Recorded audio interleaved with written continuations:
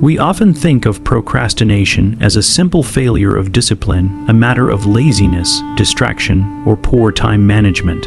But beneath this surface lies something far more profound. Procrastination is not a problem of time, it is a problem of the self.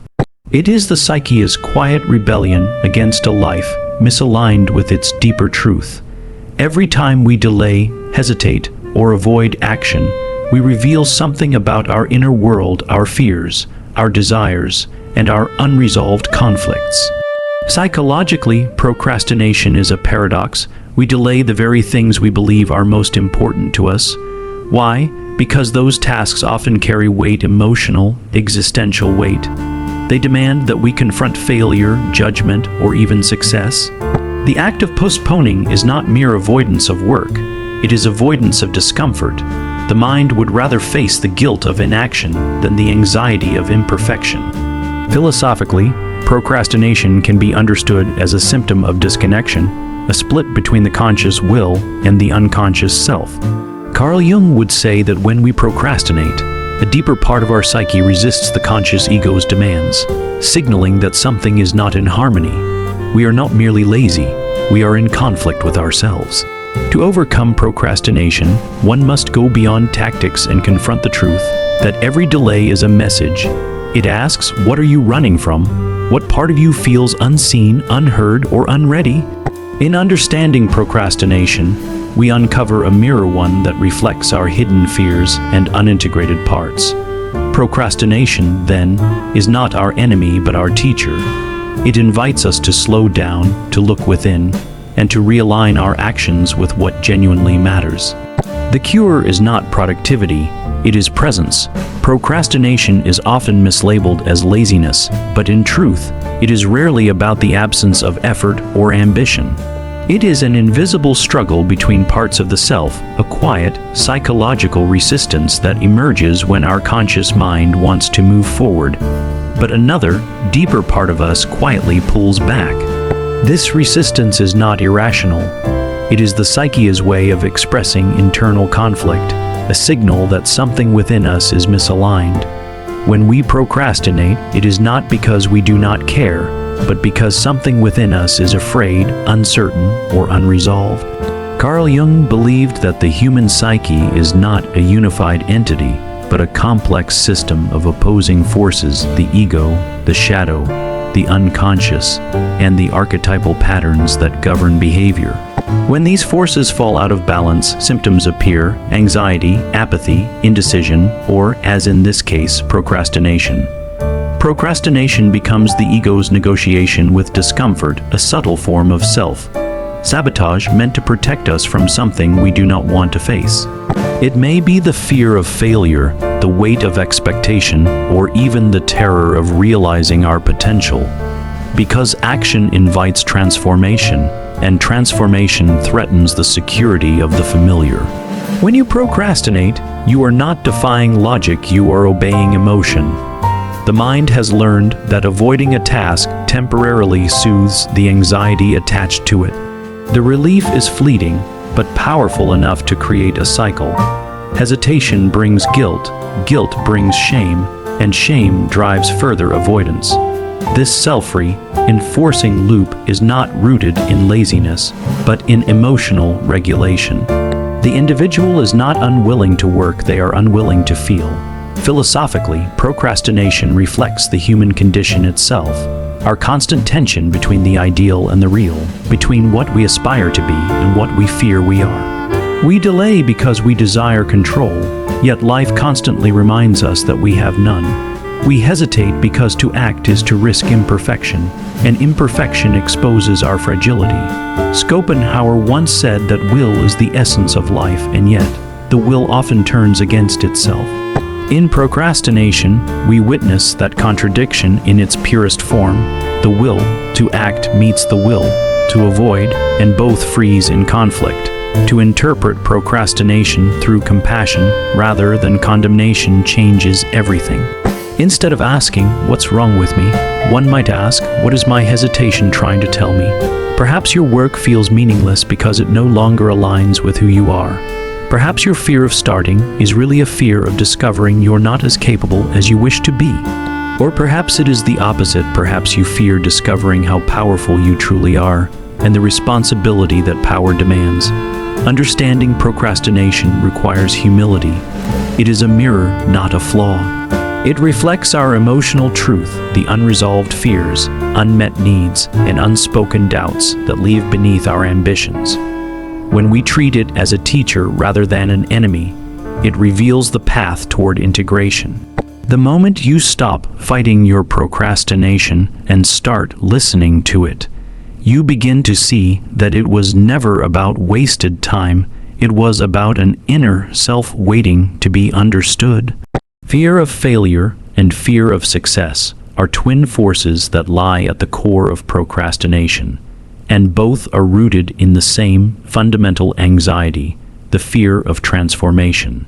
At first glance, these fears seem opposite, but psychologically, they are two sides of the same coin. Fear of failure keeps us from beginning, while fear of success keeps us from fully committing. Both reveal an internal resistance to change, responsibility, and self-confrontation. When we delay action, it is often not because the task is impossible, but because completing it forces us to face something about ourselves that feels unbearable. The fear of failure is perhaps the most visible form of procrastination. It whispers, "If I don't start, I can't fail." We postpone the act of trying to protect our fragile sense of competence. To fail means to expose our limitations, to admit that our vision exceeds our skill, that our ideals do not yet match our reality. Deep down, many of us equate failure with shame, with the collapse of self-worth.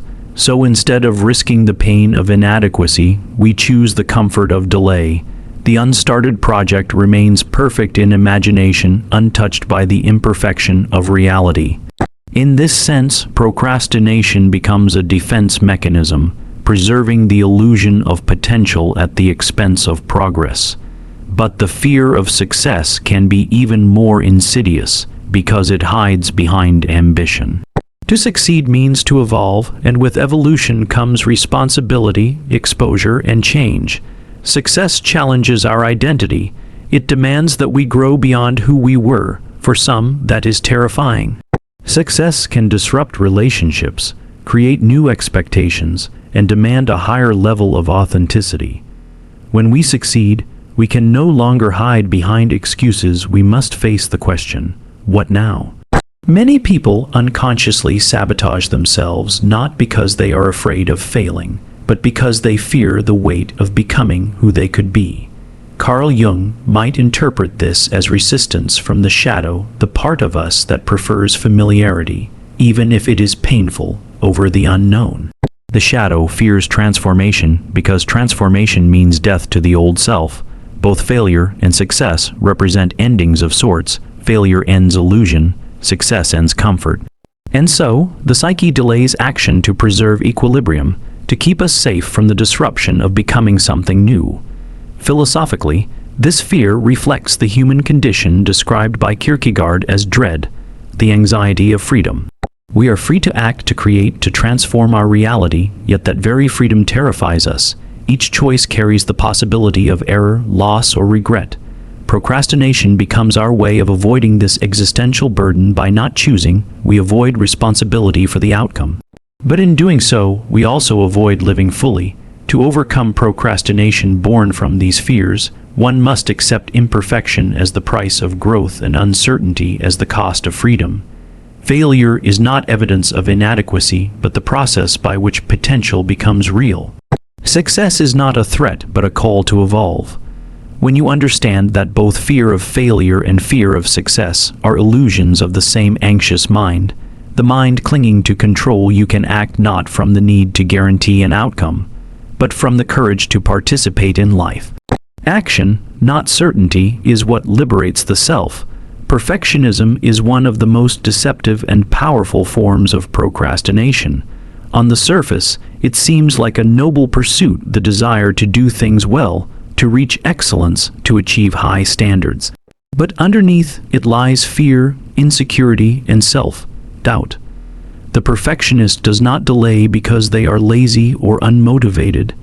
They delay because they are terrified that their work, and by extension, their self, will not be good enough. Perfectionism disguises itself as ambition, but in truth, it is paralysis. It is the ego's desperate attempt to avoid the pain of inadequacy by endlessly preparing, refining, and postponing. When you demand perfection, you create an impossible condition for action. The mind tells itself, I will start when I'm ready, when it's perfect, when I know exactly how it will turn out. But that moment never comes. Life does not offer perfect circumstances. Clarity only emerges through engagement. By insisting on flawlessness before beginning, we trade growth for the illusion of control. We wait for confidence, not realizing that confidence is born through doing, not thinking. Psychologically, perfectionism stems from the belief that worth is conditional, that only flawless results make us deserving of love, validation, or respect. This belief often has roots in childhood, where approval was tied to performance. Over time, the perfectionist learns to equate mistakes with failure and failure with shame. As a result, they become hypersensitive to judgment, both real and imagined, and avoid situations that might expose imperfection. Procrastination becomes a shield. If you never finish, you never have to face being not good enough. Carl Jung would interpret this as a fragmentation within the psyche. The perfectionist ego strives to maintain an idealized self-image, the part of us that wants to be competent, admirable, and strong, while repressing the vulnerable, flawed parts we cannot accept. This tension creates immense psychological pressure. Each task becomes a battleground between the need for acceptance and the fear of rejection. The mind freezes, not because it doesn't know what to do, but because it cannot bear the thought of falling short. Philosophically, this reflects the human obsession with ideals, our tendency to pursue the absolute while forgetting that we ourselves are finite. Schopenhauer might say that perfectionism is the will's tragic delusion, the craving for a perfection that existence itself does not allow. Kierkegaard would see it as despair, the refusal to be oneself, an endless attempt to become something abstract and unattainable. In striving to be perfect, we reject the messy, imperfect truth of our humanity. The antidote to perfectionism is acceptance not of mediocrity, but of process. True mastery, whether in art, intellect, or life, arises through iteration, failure, and adaptation. Every great thinker, writer, and creator has wrestled with imperfection and moved through it. Perfection is not the beginning of action, it is the result of 1,000 imperfect attempts. To wait for perfection before starting is to wait forever. When you learn to tolerate imperfection in your work, your relationships, yourself, you become free to create, to express, to live. Action replaces paralysis, and progress replaces shame. The paradox is that only by letting go of perfection do we begin to approach excellence, because the most beautiful things in life, art, love, wisdom, are not flawless. They are alive, vulnerable, and real. Fear of success is one of the most paradoxical and least recognized roots of procrastination. Most people assume that procrastinators are afraid of failure, that they hesitate because they don't want to fall short. But many individuals delay not because they fear failing, but because they fear what will happen if they succeed. Success, after all, is not just achievement, it is change, responsibility, and exposure. It disrupts the comfort of the known and forces us to face new expectations, new identities, and new pressures. When we succeed, we can no longer hide behind potential. Potential is safe, it is limitless, untarnished, and untested. As long as you haven't tried, you can imagine yourself as brilliant, capable, and destined for greatness. But the moment you succeed, that fantasy meets reality. You can no longer cling to the comfort of what could be. You must now live up to what is. And for many, that confrontation is terrifying. Success demands consistency, it demands accountability, it demands that we show up not once, but again and again. Carl Jung might interpret this fear as the ego's resistance to transformation. Success challenges the existing self-image. It forces the psyche to evolve, to expand into new territory. But change, even positive change, threatens the stability of identity. The part of you that is used to struggle may not know how to function in triumph. There is a strange security in suffering, a perverse comfort in failure, because it confirms the narrative the ego already knows. Success, on the other hand, requires rewriting your story, and that means confronting the unknown parts of yourself. Psychologically, fear of success can also be tied to guilt or unworthiness. Many people internalize the belief that happiness, wealth, or recognition are undeserved, especially if they come from environments where such things were scarce or condemned. Subconsciously, they sabotage opportunities to avoid the discomfort of surpassing others, of standing out, or of being judged as arrogant. This is what Jung might call the shadow of success, of the dark emotions hidden behind our brightest ambitions. From a philosophical lens, Kierkegaard might see this fear as a form of existential anxiety, the dread of freedom. To succeed is to realize that you are capable, that your choices truly shape reality. But with that realization comes an overwhelming responsibility. There is no one left to blame, no excuse left to hide behind. You are free, and that freedom, though beautiful, can be terrifying. Schopenhauer might add that the will, once it attains its desire, only discovers new desires, new struggles.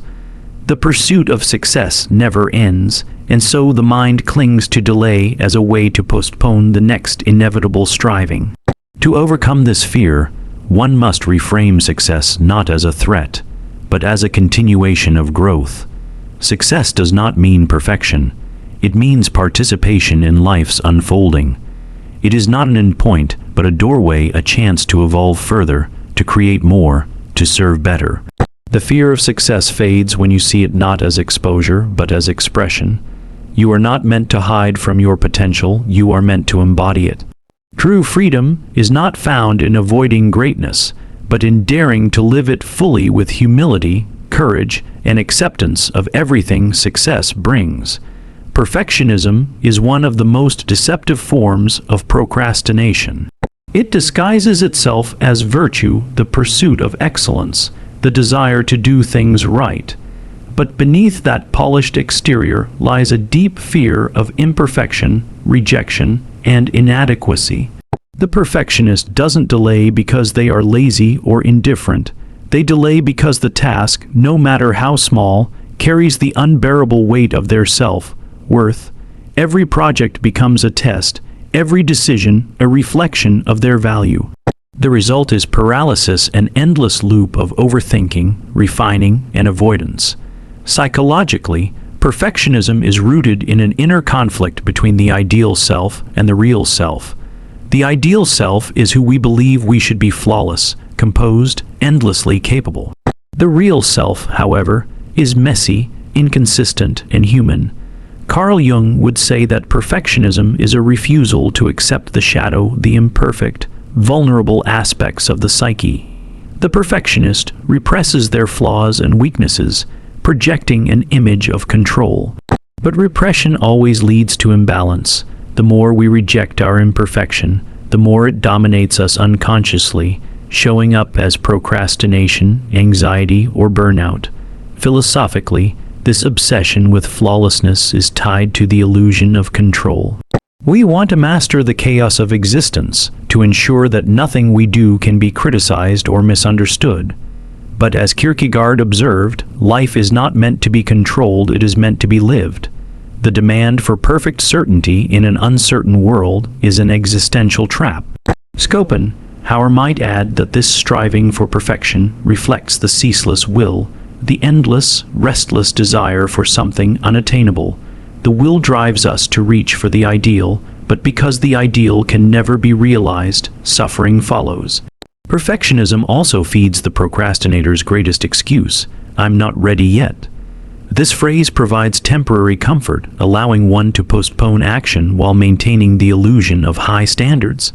But waiting for the perfect moment, the perfect idea, or the perfect conditions is just another form of avoidance. There will never be a perfect time, and the longer one waits, the more intimidating the task becomes. The gap between intention and execution widens until it feels insurmountable. To overcome this, one must shift from a perfectionistic mindset to a growth-oriented one. Progress, not perfection, is the real measure of success. Action, even imperfect action, generates clarity and confidence. The artist who dares to paint a flawed picture will always grow faster than the one who waits for inspiration that never comes. The philosopher who writes despite uncertainty discovers truth through expression, not through endless contemplation. Accepting imperfection is not lowering standards, it is aligning with reality. True excellence is born not from flawless performance, but from authenticity, from the courage to express oneself fully, mistakes and all. As Jung suggested, individuation, the process of becoming whole, requires the integration of both light and shadow. When you embrace your imperfections, you liberate your creative energy. You stop living for validation and start living in alignment with your nature. Perfectionism imprisons you in the fear of judgment. Acceptance frees you to act, to create, and to live.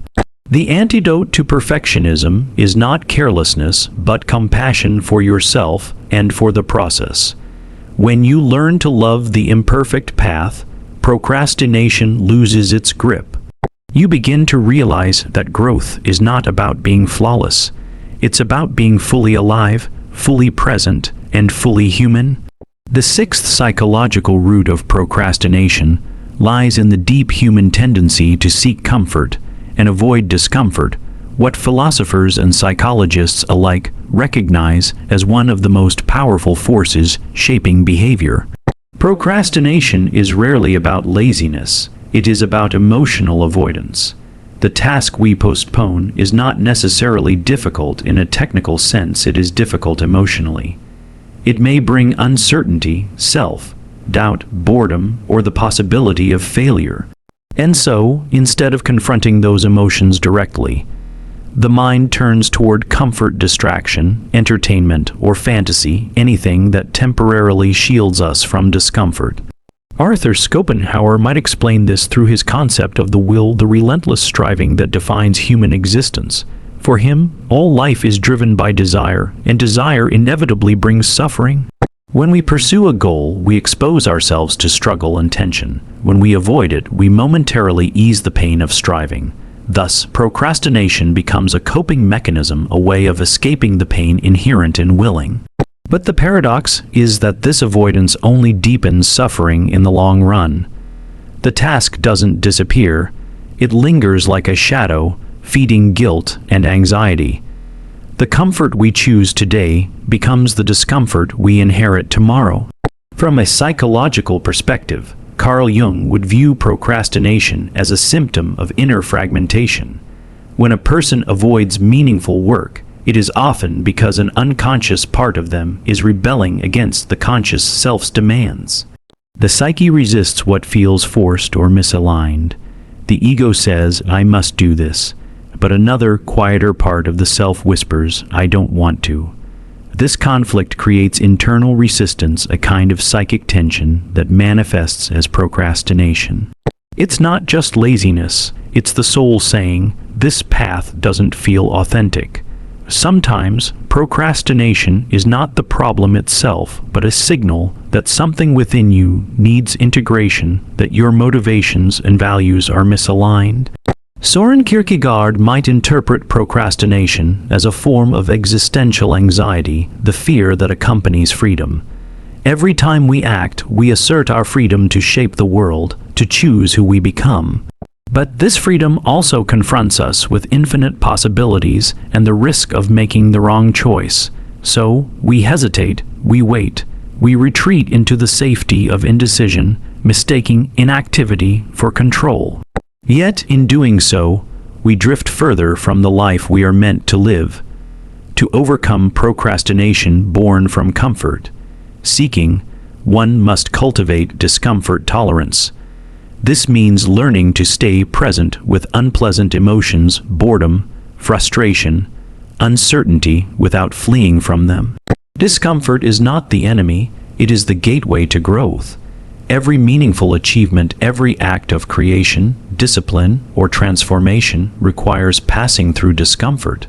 The philosopher Friedrich Nietzsche called this amor fati the love of one's fate, including suffering. To embrace discomfort is to accept life in its totality, not just the pleasurable parts. Ultimately, escaping procrastination is not about forcing productivity, but about changing your relationship with pain. When you stop seeing discomfort as a signal to stop and start seeing it as a sign that you are growing, your entire mindset shifts. The most profound progress often hides behind resistance.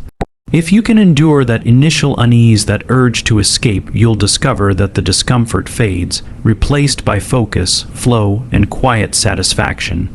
In truth, procrastination is never defeated through willpower alone.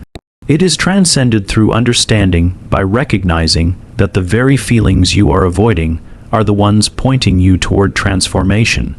Comfort is temporary, growth is eternal. To live meaningfully, you must choose the discomfort that builds you over the comfort that numbs you. The final and perhaps most profound root of procrastination lies in the absence of clear meaning.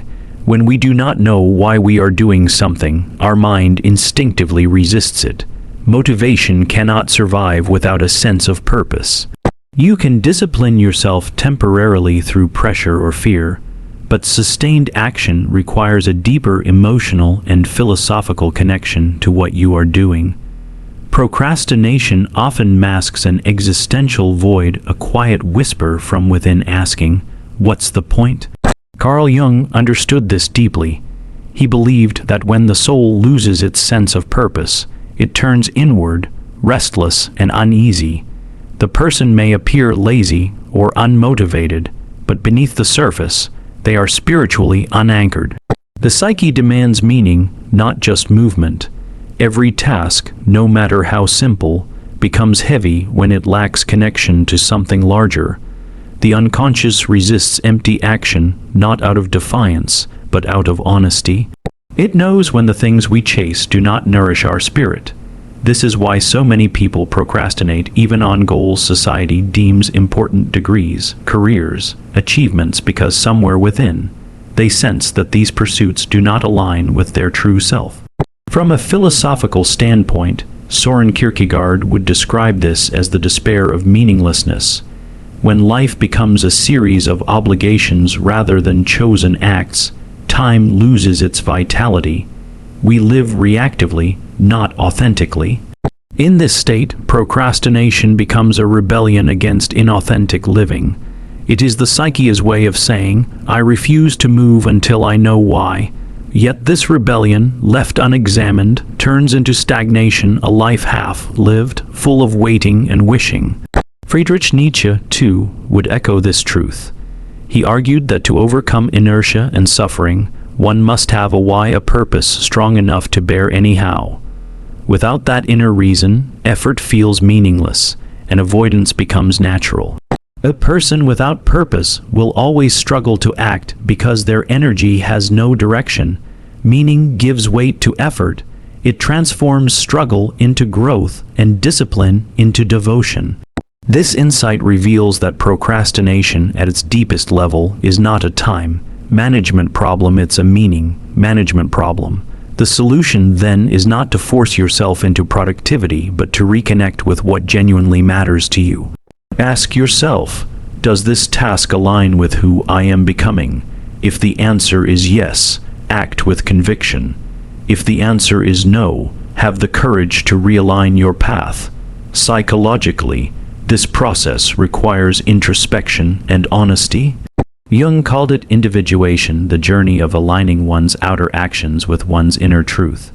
When your goals reflect your authentic self, resistance diminishes naturally. You no longer need to push yourself forward because you are being pulled by meaning. In practical terms, this means transforming routine into ritual. It means seeing work not as drudgery, but as expression and offering of your potential to life itself. It means finding beauty even in struggle, purpose even in repetition. When your actions are guided by meaning, procrastination loses its grip. To live meaningfully is to move deliberately, not rushed by fear, not frozen by doubt, but animated by purpose. Once you rediscover your why, every how becomes bearable. In that state, procrastination dissolves, not because you've conquered time, but because you've aligned with life.